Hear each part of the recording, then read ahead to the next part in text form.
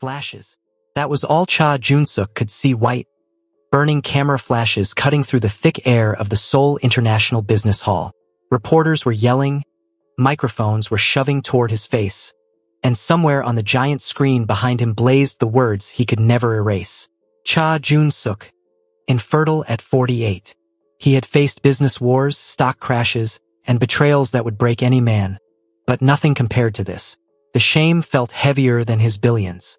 He stood motionless, expression calm, tailored black suit immaculate, but deep inside, his chest was collapsing. "Is it true, Mr. Cha?" A female reporter screamed. "You can't have children? Were the women right when they said you're broken?"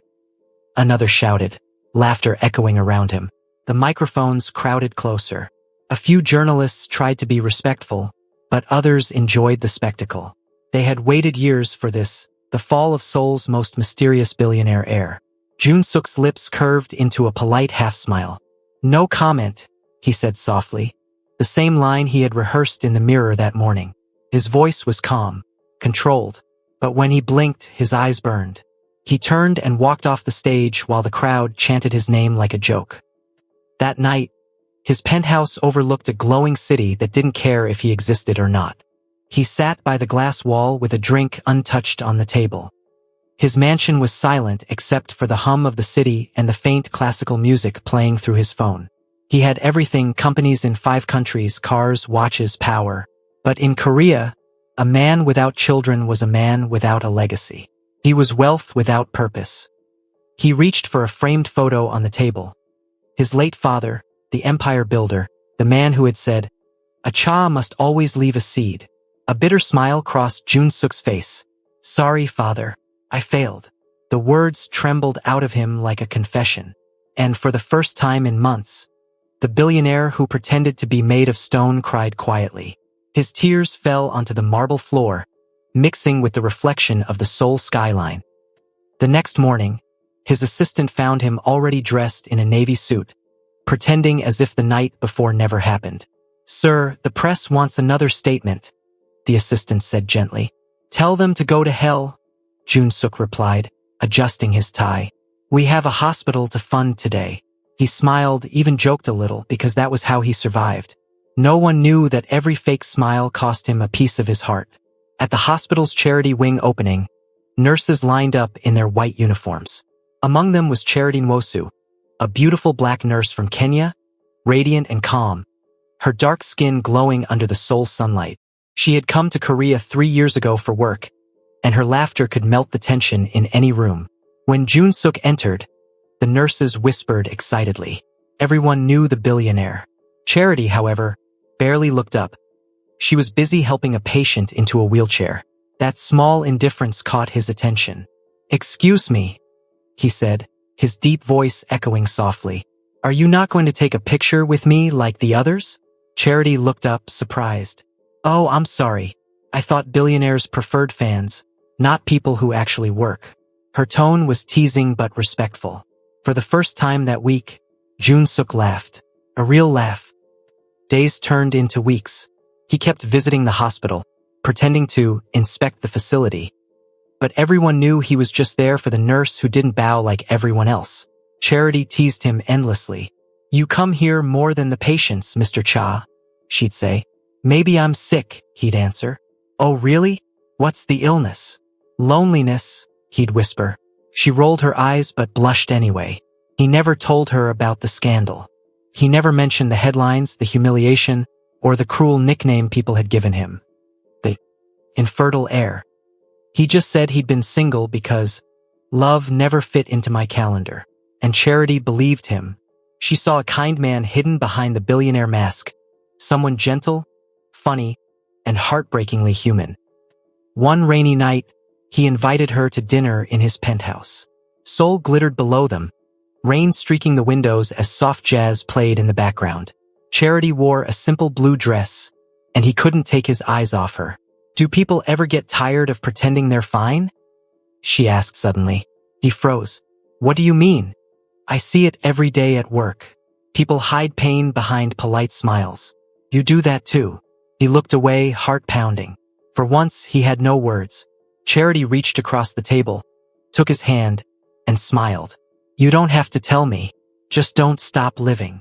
Those words broke the wall he had built around himself. One thing led to another. The soft touch of her hand, the sound of rain, her laughter, his trembling breath. And that night, for the first time in years, Cha Jun-suk felt alive. 2 months later, Seoul woke up to chaos. Black nurse claims she's pregnant with Sejun Jun-suk's twins, screamed the headlines. Every TV station played the same footage. Charity walking confidently into a prenatal clinic, cameras chasing her. While Jun-suk's company's stock dropped like a rock, reporters laughed again. Impossible, one analyst said on live TV. That man can't father children. Everyone knows that. Another added, it must be someone else's. Maybe she's after his money. Jun-suk's board members called him urgently. Sir, we must deny it. But he refused. No, she's telling the truth. The media went mad. People mocked her online. Memes flooded the internet. Charity called a gold digger, him called a fool. Still, Charity never hid. She showed up at the hospital daily, belly growing, smiling proudly. When reporters shouted, "Are you sure it's his?" she'd reply boldly, "Maybe your brain needs a DNA test. Not my baby's." She became a sensation. Koreans called her the fearless foreign nurse. Behind closed doors, though, Jun-suk finally broke down. He confessed to her everything. The false medical report, the years of humiliation, the tears nobody saw. She listened quietly, then held his hand. We'll prove them wrong, my love. Not with words, with our babies. But behind all the chaos, one dark truth was waiting to explode. Because somewhere in Seoul, the doctor who declared Jun-suk infertile was watching the news with a nervous smirk. His secret wasn't buried yet. And soon, it would destroy everything. The next few weeks in Seoul felt like war. Every screen, every phone, every headline screamed the same thing. Billionaire Cha Jun-suk's impossible babies. Outside Cha Enterprises Tower, news vans lined the street like vultures. Inside, his boardroom burned with tension. Executives whispered, reporters hovered, and everyone waited for the man who had always walked like a god to stumble. Jun-suk entered without a word. His navy suit was sharp, his eyes colder than the polished table. Sir, one director began nervously, the shareholders want you to deny. I won't, he said flatly. She's telling the truth. But, sir, the tests years ago were lies. His tone was final. If the company collapses because I chose honesty, then it deserves to. Silence filled the room. No one dared speak again. That afternoon, Charity arrived through the storm of microphones. Her beige trench coat couldn't hide the small curve of her belly. Flashbulbs burst, and questions flew like bullets. Miss Charity, whose babies are they really? Did you plan this? Is he paying you? She paused at the top of the marble stairs, sunlight catching her dark skin. Then she smiled. Not the nervous smile they expected, but one that carried fire. You can ask all your silly questions, she said, voice clear. But I only answer to love and to God. The reporters froze. That clip would replay on Korean television for weeks. Upstairs, Jun-suk was watching the live broadcast. For the first time since the scandal began, his lips curved into a real smile. He met her at the elevator doors before they opened. You didn't have to face them alone, he said softly. I wasn't alone, she replied. Your babies were kicking the whole time. They seemed to enjoy the attention. He laughed, short, broken, but genuine. You're unbelievable. And you love that about me, she teased. The months that followed turned Seoul into a circus. Internet gossip called her the foreign miracle. Talk shows debated whether black genes could somehow awaken fertility. Jun-suk ignored it all. He spent nights studying prenatal books, watching her sleep beside him, wondering how he had ever survived without her calm laughter filling the house. But not everyone was silent. His uncle, Chairman Cha Gwang-ho, the patriarch who still ruled the family's empire, called a private meeting. Do you understand what you're doing? The old man thundered. You're destroying your reputation for some foreign nurse. She's my wife-to-be, Jun-suk answered evenly. She's ruining you. No, uncle, he said, voice firm. You ruined me when you let that doctor brand me a failure. The room went still. Guang Ho's eyes widened, realizing his nephew knew more than he should. A week later, a rumor leaked that the doctor who had diagnosed him years ago had a history of falsifying results. The media went wild again. Journalists dug into medical archives, old court cases, and patient complaints. Each discovery painted a darker picture. Charity never hid from the storm. She walked to work with her head high, belly growing rounder, answering every rude comment with humor. One reporter yelled, "Miss Charity, what if the babies look nothing like him?" She grinned. "Then maybe they look like his money, since you all love it so much." Her clapbacks trended online under the hashtag #CharitySpeaksFacts. At 7 months pregnant, she collapsed at the hospital during a press ambush. Cameras caught Jun-suk running through the corridor in panic, shouting her name. He stayed by her bedside for 2 nights straight, holding her hand as machines beeped softly. "Why are you crying?" she whispered weakly when she woke. "Because I can't lose you." "You won't," she murmured. "Not even gossip can kill love this stubborn." He kissed her hand. "Rest, my miracle." 2 months later, Seoul witnessed the storm's climax. The National Medical Council released a statement, confirming that Dr. Han Jae-woon, the same doctor who had declared Cha Jun-suk infertile 20 years earlier, had falsified over 40 test results for personal amusement. Police raided his clinic live on television. Every news anchor's tone shifted from mockery to shock.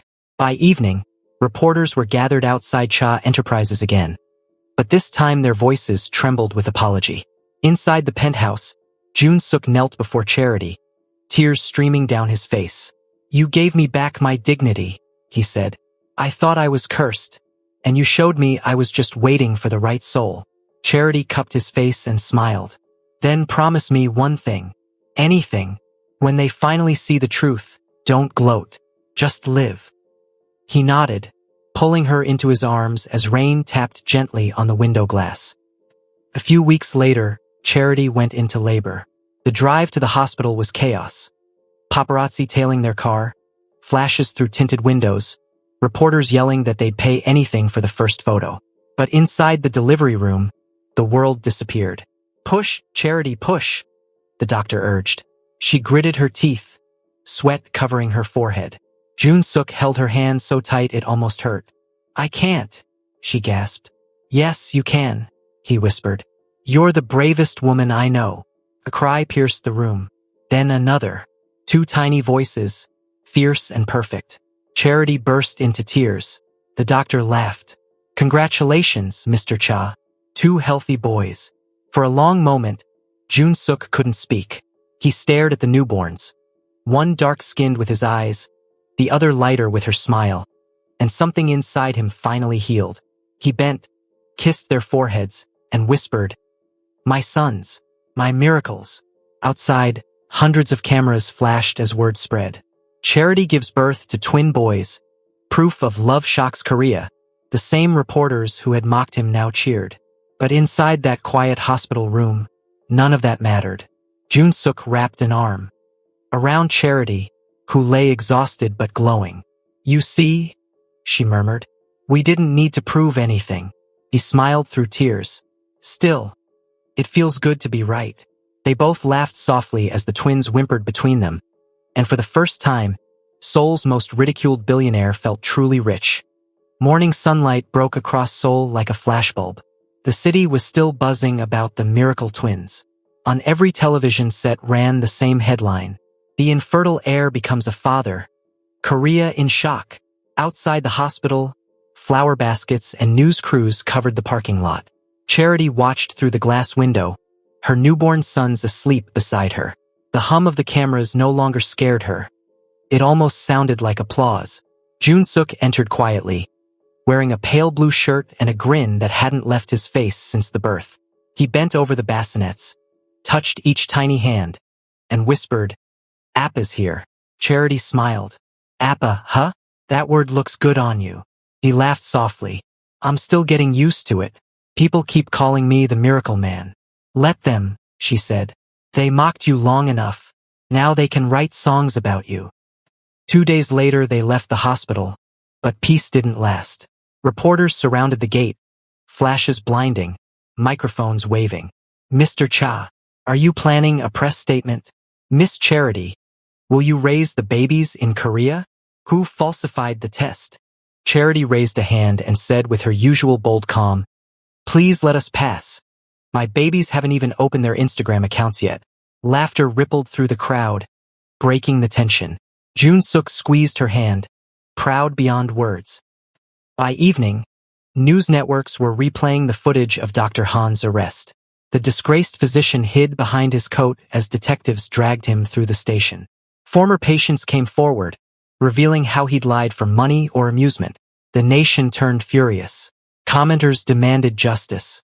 At a televised hearing, Jun-suk arrived with Charity beside him, twins safely at home with nurses. Reporters filled the hall like spectators at a match. The prosecutor's voice thundered. Dr. Han's falsified reports ruined families, reputations, and lives. When Jun-suk was called to testify, he stood tall, voice steady. For 20 years, he said, I believed I was less of a man. People laughed, investors withdrew, and women left me.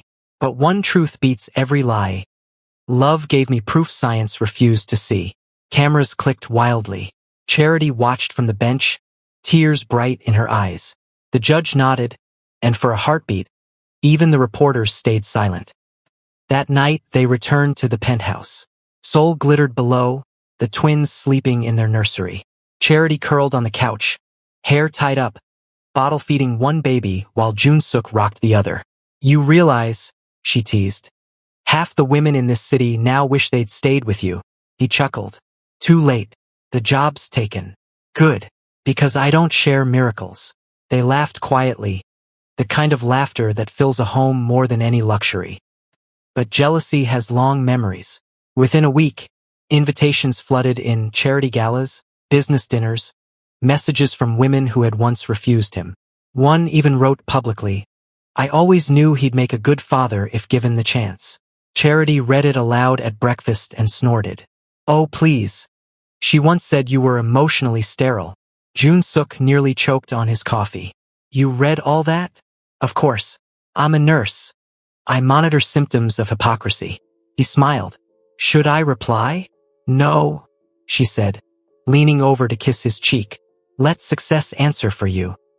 Meanwhile, the company's reputation soared. Products sold out. Magazines begged for interviews. But Jun-suk refused the circus until one evening when he and Charity agreed to appear on a national talk show. Not for gossip, but to thank the public hospitals that had supported them. Under the stage lights, Charity wore a soft ivory dress. Jun-suk sat beside her, nervous but proud. The host asked, what would you tell people who once doubted you? Charity glanced at him, then faced the camera. Don't waste your energy mocking people's pain. God writes better punchlines than humans ever could. The audience erupted in applause. Someone shouted, we love you, Nurse Charity. Another yelled, long live the miracle twins. Backstage, Jun-suk hugged her. You're a star now. She grinned. Correction, we're the story people will remember when they need hope. Weeks passed. The doctor's trial ended with a guilty verdict and a sentence that made national headlines. When the verdict was announced, Jun-suk felt the weight lift from his shoulders completely. That evening, the couple hosted a small celebration in their penthouse. No journalists, no executives. Just close friends, hospital staff, and laughter echoing through the rooms. The twins lay in their bassinets while Charity danced barefoot to an old soul song. Jun-suk watched her twirl, eyes shining. I used to think my life ended at 48. And now? She asked. Now it's just beginning. She moved close, placed a hand on his chest. That's because you finally let love in. Outside, Seoul's skyline glimmered. Inside, Charity rested the babies on her lap. One yawned, the other sneezed, and Jun-suk laughed so hard he scared them both. Two of them, he said softly. 2 chances to be the father I wished I had. Charity smiled. Then promise me one thing. No matter how loud the world gets, this, she pointed around the quiet room, always comes first. I promise, he whispered. They sat together, the twins between them, the city humming far below. Somewhere out there, people were still gossiping, still guessing. But inside that glass-walled home, there was only peace, the kind that comes after truth wins. The sun over Seoul had never looked so golden. From the penthouse balcony, Charity watched the early morning light spill across skyscrapers like melted gold. The twins were 5 months old now, chubby, giggly, and inseparable. Their laughter filled every corner of the house, even when silence tried to creep in. Inside, the maids moved quietly, preparing breakfast while soft jazz played in the background. The once lonely penthouse now sounded like a home, with crying, cooing, and love.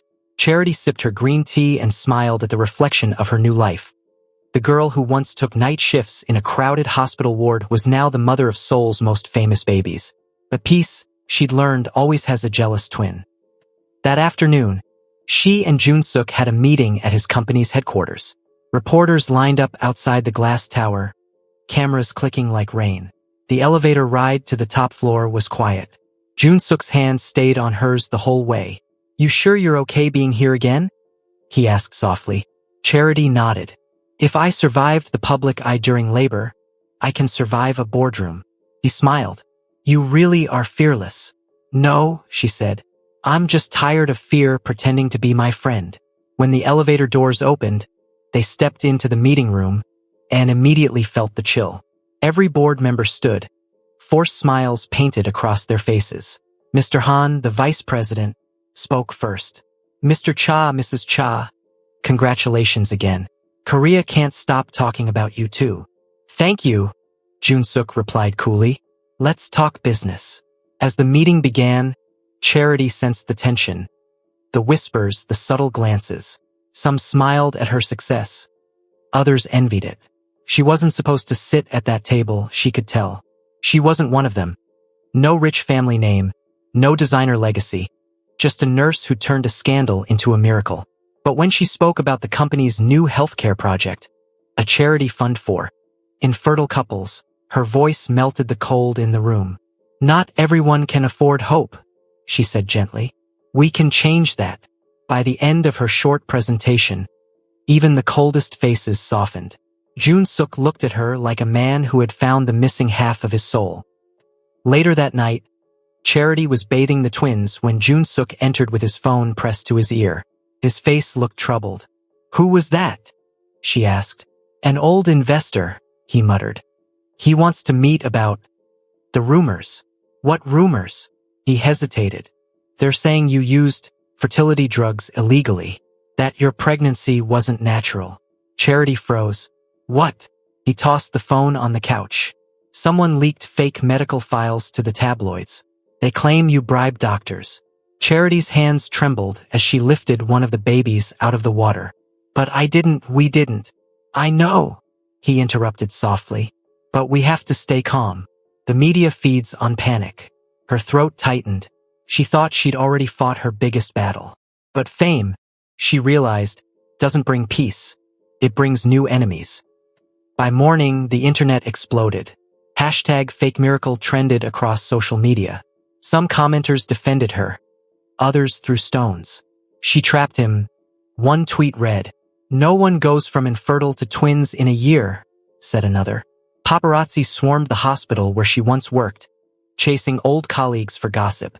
At the company lobby, Charity saw her own face on the front page of magazines. The same people who once celebrated her now tore her apart. She walked into Jun-suk's office, holding one of the newspapers. "They want a new scandal," she said bitterly. "They can't stand seeing a happy ending." He rose from his desk and pulled her into his arms. "Then let's not give them one. We'll hold a press conference. Together."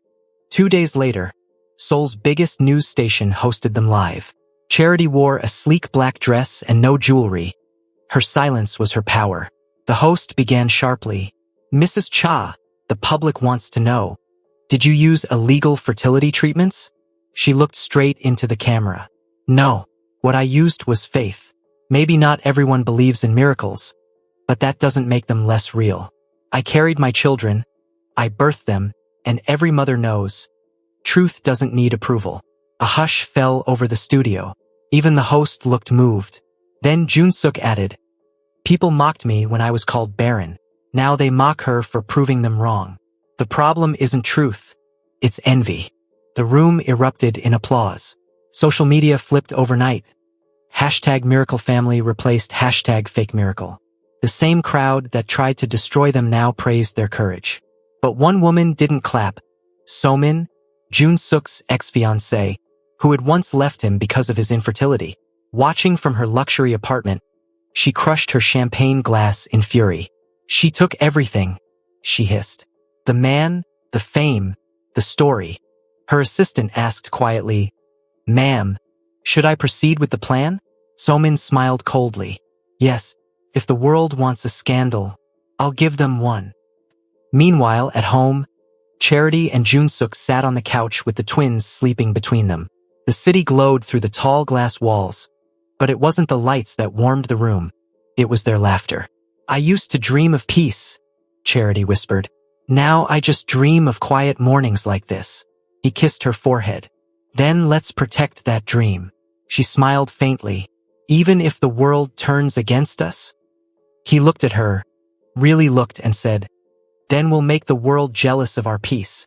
Outside, rain began to fall softly over Seoul.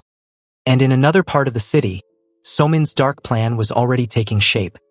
The night was cold and merciless, the kind of night that whispered secrets through the wind. In a quiet corner of Seoul, Somin sat in front of her vanity mirror, her red lips curling into a wicked smile as she clicked upload. Within seconds, chaos was reborn. A video flooded every social platform. A blurred clip showing what appeared to be Jun-suk entering a hotel room with a woman who wasn't Charity. The caption read, "The infertile billionaire's real secret. Was it all a lie?" The internet went feral. Comment sections exploded. "So he cheated?" After she defended him. "I knew no man stays faithful to one woman forever. Maybe he's not even the father, just a cover-up billionaire." Within an hour, news anchors were analyzing it, influencers were posting reaction videos, and paparazzi were camping outside the Cha mansion again. Inside, Charity held one of the twins on her lap, scrolling through her phone with shaking hands. Her breath hitched. Her heart thudded painfully in her chest. "Jun-suk," she whispered, voice trembling. What is this?" He walked into the living room, still in his white shirt from work, exhaustion written all over his face.